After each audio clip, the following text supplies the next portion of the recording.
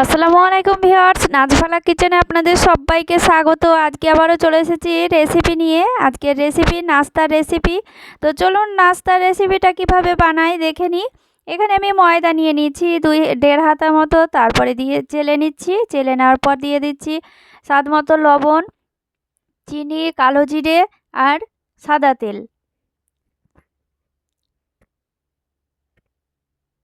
দিয়ে খুব সুন্দর করে ভালো করে মেখে নিচ্ছি। খুব ভালো করে মেখে নেওয়ার পর অল্প অল্প করে জল দিয়ে একটি ডো তৈরি করে নেব। ডোটা খুব শক্তও হবে না, খুব নরমও হবে না। তো দেখুন আমি কিভাবে ডোটা তৈরি করি, সেইভাবে আপনারা তৈরি করবেন। তো দেখুন অল্প অল্প করে জল দিয়ে, কিন্তু এতে ময়দাটা তেল দিয়ে মাখলে অল্পই জল লাগে। তো দেখুন অল্প করে জল দিয়ে মেখে নিচ্ছি ময়দাটাকে তেল দিয়ে ময়াম দিলে ক্রিস্পি হবে আর খুব সুন্দর খাস্তা হবে, খেতেও খুব ভালো লাগবে। তো দেখুন এইভাবে আমি মেখে নিলাম।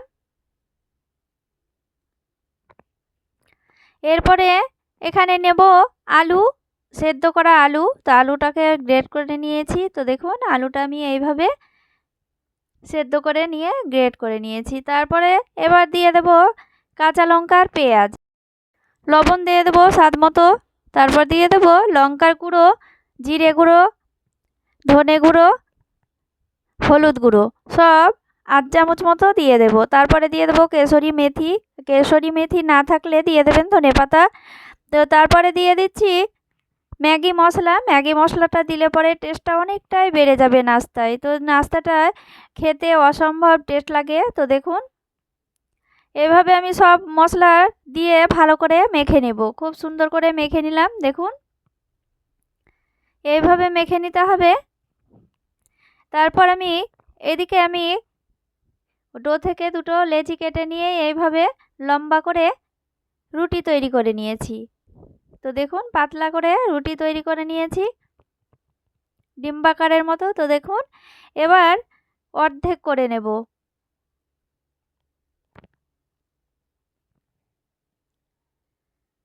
এই যে দেখুন অর্ধেক করে নিয়েছি। এবার এর ওপরে আমি পুরটা দিয়ে দেব। আলুর পুরটা এইভাবে দিয়ে দিতে হবে।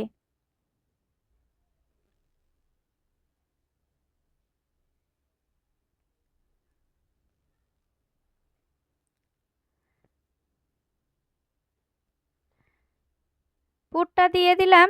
এরপরে জলটা লাগিয়ে নিয়েছি চারিদিকে। তো দেখুন জল লাগিয়ে নিলে খুব সুন্দরভাবে সেটে যাবে। তো দেখুন এবার মুড়ে নিচ্ছি। এইভাবে মুড়ে নিতে হবে। তো দেখুন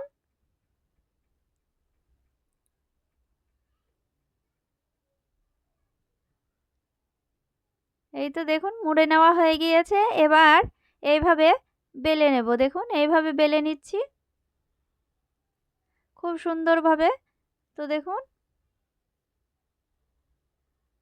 একদম নাস্তাটা সেট হয়ে যাবে। তো দেখতেই পাচ্ছেন এইভাবে বেলে নিলাম।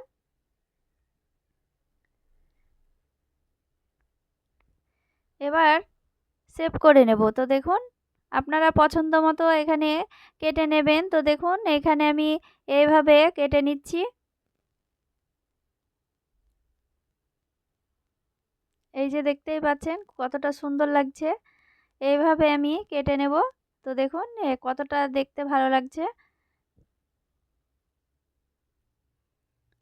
আবারও দেখাচ্ছি। আলুর পুরটা এইভাবে নিয়ে জলটা লাগিয়ে নিয়েছি, দিয়ে এইভাবে জড়িয়ে নিচ্ছি। তো দেখুন আর ছেড়েও যাবে না। তো দেখুন এইভাবেই তৈরি করবেন। নাস্তাটা দারুণ লাগে খেতে। তো দেখুন এইভাবে আবারও বেলে নেওয়ার মতো নিচ্ছি।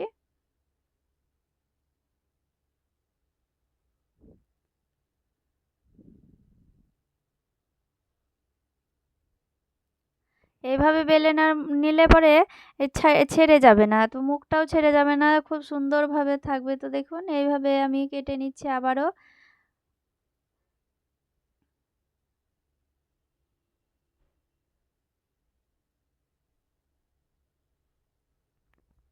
একইভাবে আমি নাস্তাগুলোকে এইভাবে তৈরি করে নেব।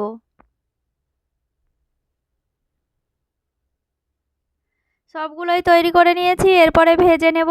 এখানে আমি কড়াই চাপিয়ে দিয়েছি, তারপরে একে একে নাস্তাগুলো ছেড়ে দিচ্ছি। তেলটা হালকা গরম করে নিয়ে নাস্তাগুলোকে দিয়ে দিতে হবে। তো দেখুন নাস্তাগুলোকে দেওয়া মাত্র হালকা বুদবুদ করে উঠছে তেলটা। তো এইভাবে তেলটা গরম করে নিতে হবে। বেশি আঁচটা বাড়িয়ে দিলে পরে নাস্তাগুলো পুড়ে যাবে আর ক্রিস্পিও হবে না, ও ভেতরটাও কাঁচা হয়ে থাকবে। তো দেখুন ওপরটা পুড়ে যাবে। তো দেখতেই পাচ্ছেন আমি এবার উল্টে পাল্টে ভালো করে ভেজে নেব। তো হালকা ব্রাউন কালার চলে এসেছে। তো দেখুন পুরোপুরি কালার চলে এসেছে। তো দেখুন এইভাবে ভাজতে ভাজতে পুরোপুরি কালার চলে এলে পরে এইভাবে তুলে নিতে হবে। তো দেখুন সবগুলোই একইভাবে ভেজে নেব। তো দেখতেই পাচ্ছেন কতটা সুন্দর লাগছে দেখতে নাস্তাগুলো। তো বাকিগুলোও ভেজে নিলাম।